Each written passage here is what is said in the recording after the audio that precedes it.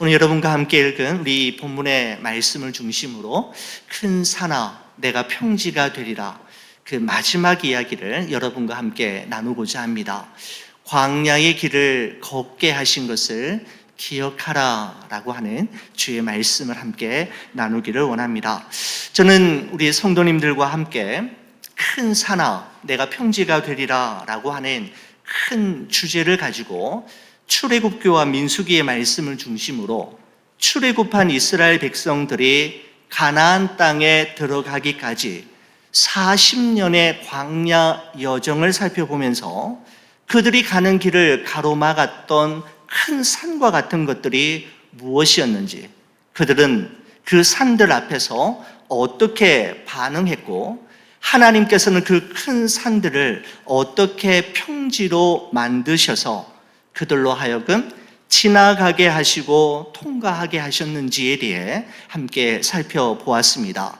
430년 동안 애굽의 종살이를 하던 이스라엘 백성들은 애굽만 벗어나면 불행 끝 행복 시작이라고 생각했고, 하나님의 임재를 상징하는 구름 기둥과 불 기둥을 따라가기만 하면 무난히 약속의 땅에 들어가리라 생각했지만, 그것은 그들의 큰 착각이었고 큰 오산이었음을 얼마 되지 않아 그들은 금방 깨닫게 되었습니다.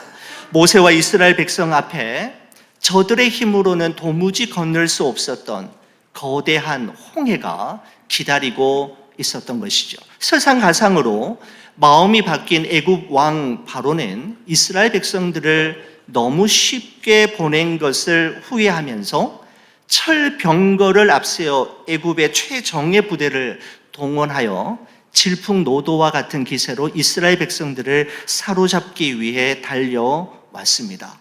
순식간에 이스라엘 백성들은 이러지도 못하고 저러지도 못하는 진퇴양난, 사면초가의 위기에 놓이게 되었던 것이죠. 이때 모세는 이스라엘 백성들에게 아주 중요한 다음과 같은 명령을 내리게 됩니다.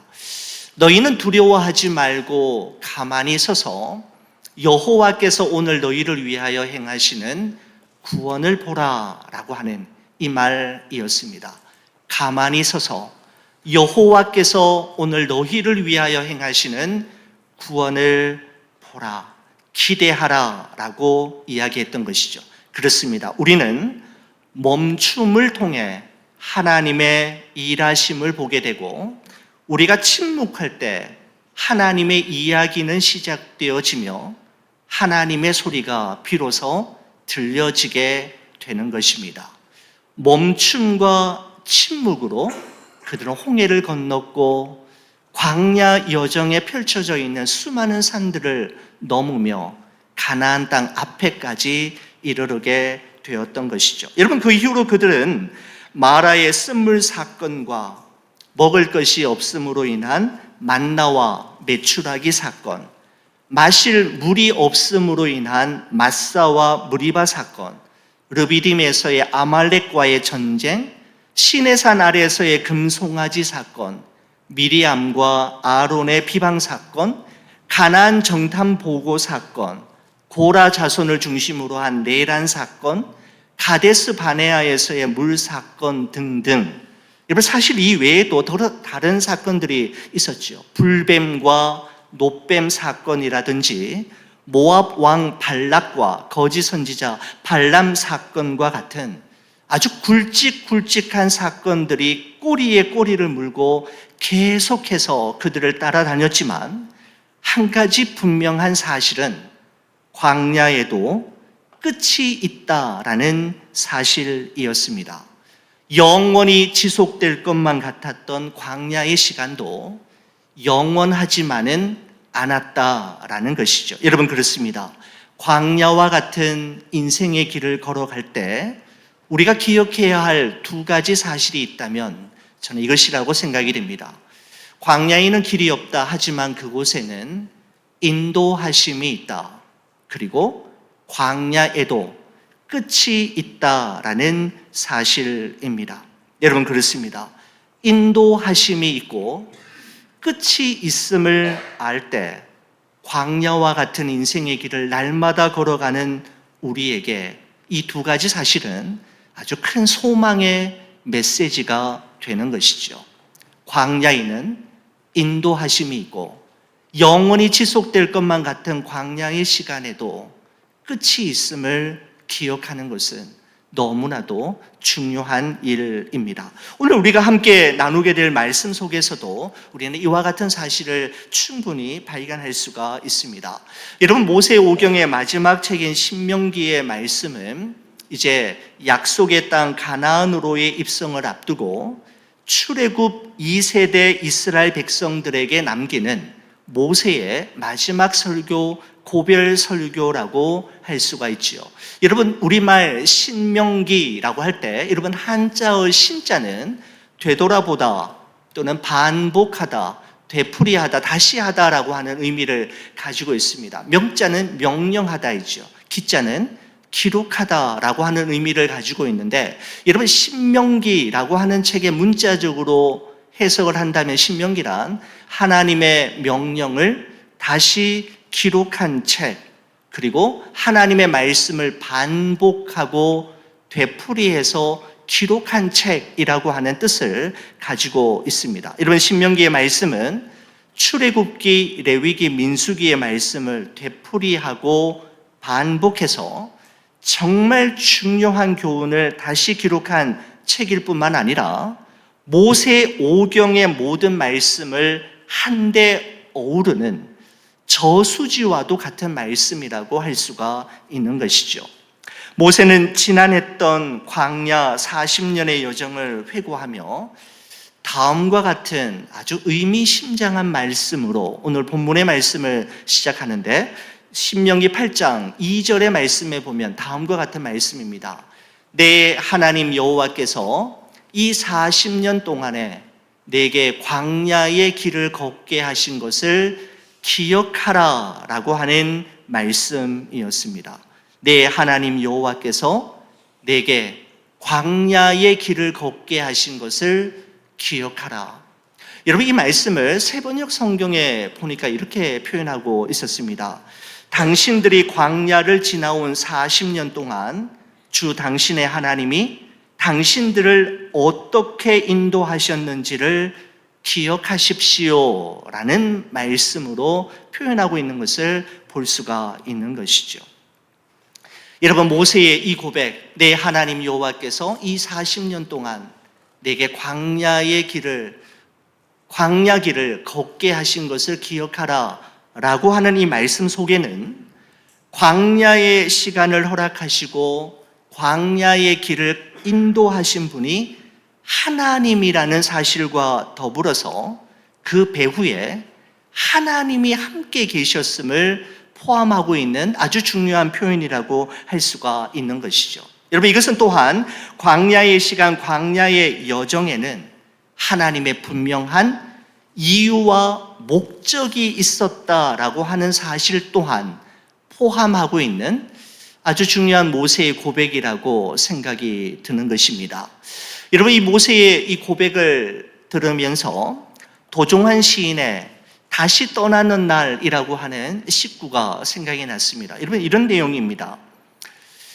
깊은 물 만나도 두려워하지 않는 물고기처럼, 험한 기슭에 꽃 피우길 무서워하지 않는 꽃처럼, 길 떠나면 산맥 앞에서도 날개짓 멈추지 않는 새들처럼 그대 절망케 한 것들을 두려워하지만은 않기로 꼼짝 않는 저 절벽에 강한 웃음 하나 던져두기로 산맥 앞에서도 바람 앞에서도 끝내 멈추지 않기로 라고 하는 도종환 시인의 시가 생각이 났습니다.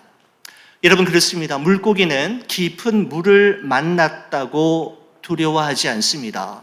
꽃들은 높은 산, 험한 산 기슭에 꽃 피우기를 무서워하지 않으며, 하늘을 나는 새들은 큰 산을 만났다고 날개짓을 멈추거나 자신의 날개를 접지 않습니다. 여러분, 그렇습니다. 여러분과 저 또한 한 번도 가보지 않은 낯선 인생의 길을 걸어가다 보면 우리 모두는 각자 저마다의 깊은 물을 만나기도 하고 험한 산 기슭과 큰 산맥 앞에 이르기도 하지요. 여러분, 왜 하나님께서는 우리 인생으로 하여금 그런 만남을 허락하시고 그런 곳을 지나가게 하시는 걸까요? 우리 하나님께서 우리 인생의 선한 목자가 되신다면 왜 그런 곳을 통과하게 하시는 걸까요? 여러분, 그것은 하나님께서 우리를 사랑하시지 않기 때문이거나 하나님의 능력이 모자라서, 아니 하나님께서 잠시 실수하셔서가 아니라 그런 만남, 그런 곳이 아니면 결단코 배울 수 없는 하나님의 지혜와 인생의 소중한 교훈을 그곳에 숨겨두셨기 때문입니다. 너무나 귀하기에 그곳에 숨겨두시고 그곳을 지나가게 하시고 통과하게 하심으로 그곳에서만 발견할 수 있는 소중한 깨달음을 얻게 하시는 것이죠. 다시 말씀드리면 깊은 물 속에서만 건져 올릴 수 있는 깨달음이 있고 험한 산 기슭에서만 찾아낼 수 있는 메시지가 있으며 거대한 산맥을 만났을 때에만 비로소 배울 수 있게 되는 소중한 진리가 있다라는 사실입니다. 여러분, 그렇습니다. 우리가 경험하는 모든 만남들과 모든 걸음들에는 하나님의 이유가 있음을 여러분 꼭 기억하실 수 있기를 축원합니다. 우리가 이 사실을 믿는다면 깊은 물을 만나던 험한 산 기슭과 거대한 산맥을 만나든, 아니 광야 40년의 길을 걸어도 우리는 중도에서 낙심하거나 뒤돌아서지 않고 믿음으로 끝까지 걸어갈 수가 있게 되는 것이죠. 여러분, 그렇다면 하나님께서는 왜 이스라엘 백성들로 하여금 광야의 길을 무려 40년 동안이나 걷게 하셨던 걸까요? 하나님의 이유와 목적은 도대체 어디에 있었던 것일까요? 모세는 다음과 같이 세 가지 이유를 우리에게 소개합니다. 여러분, 첫 번째는 그들을 낮추시기 위해서였다라고 이야기합니다. 2절 중반절에 보시면 이는 너를 낮추시며 라고 말씀하고 있습니다. 여러분, 그렇습니다. 광야의 여정을 통해서만 비로소 빚어지는 성품이 있는데 바로 그것은 낮아짐, 즉 겸손이라고 할 수가 있는 것이죠.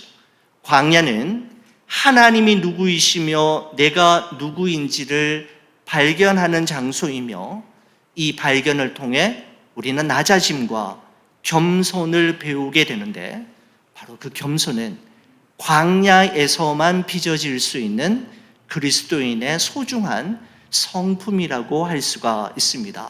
여러분, 두 번째는 그들의 마음을 알아보시기 위해서였다라고 말씀하고 있습니다. 다시 2절 중반절에 보시면 이는 너를 낮추시며 너를 시험하사 내 마음이 어떠한지 그 명령을 지키는지 지키지 않은지 알려 하심이라 라고 말씀하고 있습니다. 우리의 마음을 살펴보시기 위함이었다라는 것이죠. 여러분, 그렇습니다. 평소에는 우리의 마음이 어떠한지, 우리의 마음이 하나님을 제대로 향하고 있는지 알 수가 없습니다. 그 여부를 제대로 파악할 수가 없습니다. 여러분, 그러나 광야와 같은 길을 걸어갈 때 우리의 마음과 우리의 시선이 어디를 향하고 어디를 주목하고 있는지를 비로소 깨닫게 되는 것이죠. 여러분, 우리가 학교 다닐 때 우리의 실력을 확인하기 위해서 여러분 시험을 보지 않습니까? 우리 친구들이 다 같이 똑같은 학교 생활을 하는 것 같아 보여도 여러분 시험을 통과한 이후에 그가 어떻게 생활하고 있는지를 비로소 알게 되는 경우가 있지요. 중간고사, 기말고사, 쪽지 시험을 통해서 그 학생의 실력이 비로소 드러나게 되고 그 학생의, 그 친구의 실력이 향상이 되듯이 우리 또한 광야의 시간을 통과하면서 우리의 영적 실력이 어떠한지를 알게 되고 우리의 마음이 누구를 향하고 있는지, 우리의 마음이 누구 앞에 있는지가 선명하게 드러나는데 바로 그곳은 광야에서라는 것입니다. 그래서 광야를 지나게 하셨다라는 것이죠. 세 번째는 광야를 지날 때 정말 중요한 것이 무엇인지를 가르쳐 주시기 위해서이었습니다. 여러분 3절 말씀 한번 보시겠습니까? 이렇게 기록합니다. 너를 낮추시며 너를 줄이게 하시며 또 너도 알지 못하며 내 조상들도 알지 못하는 만나를 내게 먹이신 것은 사람이 떡으로만 사는 것이 아니요 여호와의 입에서 나오는 모든 말씀으로 사는 줄을 내가 알게 하려 하심이라 라고 말씀하고 있습니다. 광야를 지나기 전만 해도 떡만 있으면 되는 줄 알았고 떡으로만 사는 줄 알았는데 사람은 광야를 지나면서 정말 중요한 사실을 깨닫게 되는 것이죠. 떡으로만 살 수 없음을, 그리고 하나님의 말씀이 있어야 함을, 하나님의 말씀으로 인도받는 삶이 얼마나 중요한가라고 하는 사실을 우리는 광야를 지나는 순간에 비로소 깨닫게 되는 것이죠. 여러분 정리하면 이렇습니다. 여러분 이스라엘 백성들로 하여금 광야의 길을 걷게 하신 이는 하나님이신데 그냥 한번 걷도록 하시고 곤란하게 하시고 그들로 하여금 정말 힘들게 하시려고 걷게 하신 것이 아니라 목적이 있었다. 하나님의 이유가 있었다라는 것이죠. 무엇이었습니까?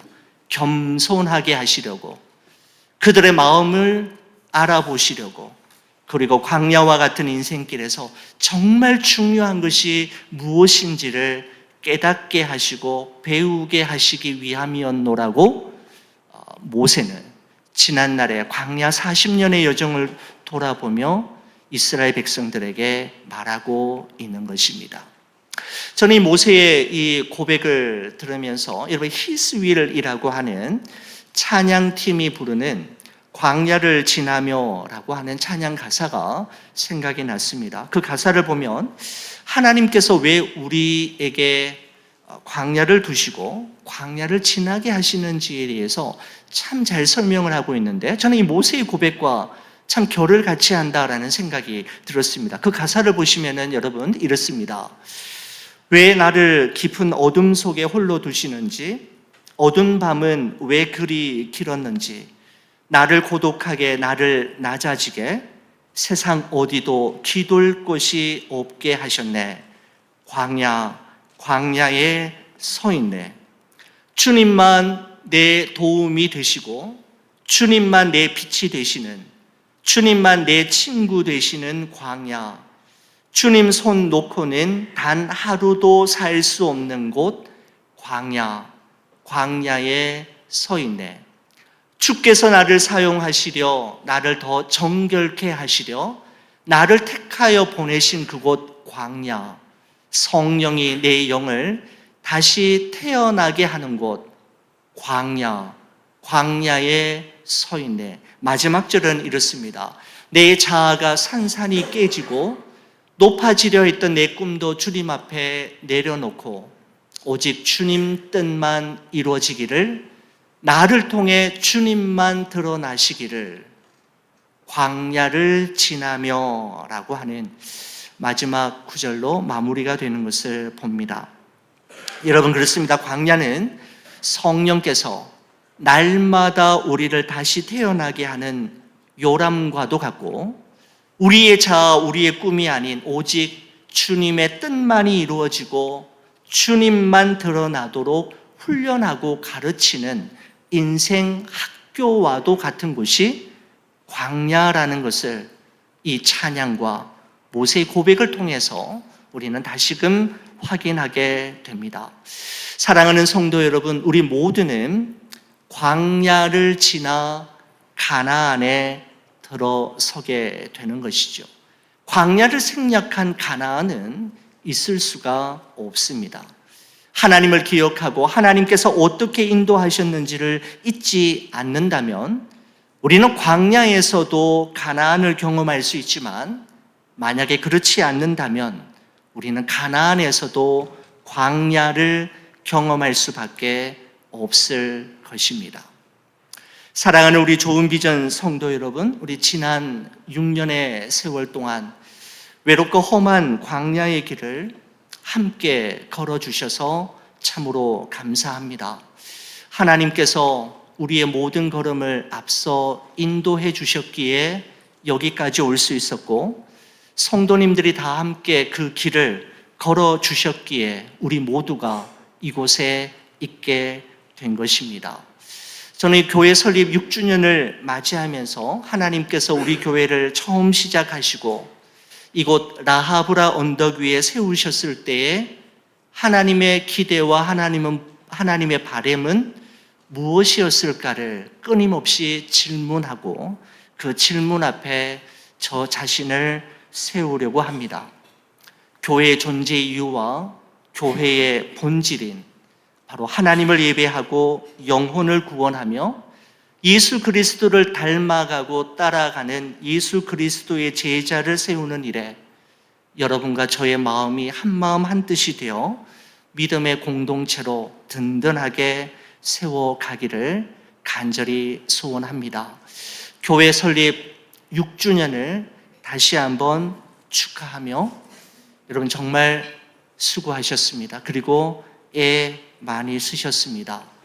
고맙고 감사하며 우리 하나님께 모든 영광 올려드리며 우리가 가야 할 그 광야의 남은 여정을 주의 인도하심을 따라 주와 함께 한 걸음 한 걸음 나아가는 여러분과 제가 되기를 우리 주의 이름으로 간절히 축원을 드립니다. 기도하시겠습니다. 사랑의 주 하나님 아버지, 하나님의 크신 섭리와 경륜 가운데 이 땅에 주님의 몸된 교회를 세우시고 여기까지 우리의 모든 걸음을 이끌어 주셨음에 감사합니다. 하나님이 하셨고 하나님이 이루신 일을 인정하며 주의 이름을 높여드립니다. 하나님께서 이 교회를 처음 세우셨을 때에 우리 하나님의 기대와 바람이 무엇인지를 항상 마음에 두게 하시고 교회의 존재 이유와 본질에 집중하는 믿음의 공동체로 교회 설립 7주년, 8주년, 9주년, 10주년 우리 주님 오시는 그날까지 우리 하나님 보시기에 더욱더 주의 마음에 합한 교회로 세워나가는 우리 모두가 되게 하여 주시옵소서. 교회를 위해 아낌없이 드린 성도들의 기도의 눈물을 주의 병에 담아 기억하여 주시고 수고와 섬김과 헌신을 받아 주옵소서.